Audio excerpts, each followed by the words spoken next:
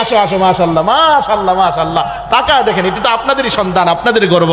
আল্লাহ তুমি কবুল করো, মঞ্জুর করো। এই তো 31 জন হয়ে গেল, আল্লাহ তুমি কবুল করো মাশাআল্লাহ। দাড়িগুলোকে ছেড়ে দেবেন ইনশাআল্লাহ, আল্লাহ তুমি কবুল করো, মঞ্জুর করো মাশাআল্লাহ। আর দুনিয়ার প্রেমিকা অসন্তুষ্ট হোক, অসুবিধা আছে?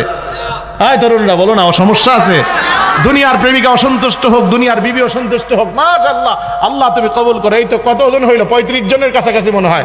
মাশাআল্লাহ আল্লাহ তুমি কবুল করো।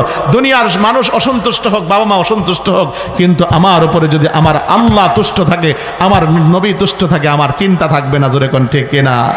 আরো জোরে বলেন না ঠিক কিনা?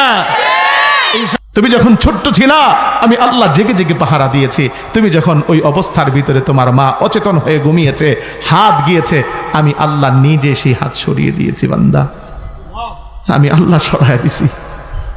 কেমনে বলো আমি আল্লাহ রে? কিভাবে বুলা থাকো বলো? তোমার যখন খিদা লেগেছে ওই মুহূর্তে বান্দা, ওই মুহূর্তে আমি আল্লাহ তোমার মায়ের অন্তরের ভিতরে যাতনা তৈরি করে দিয়েছি।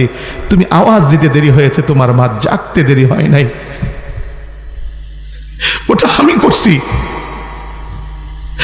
আমি আল্লাহ করছি।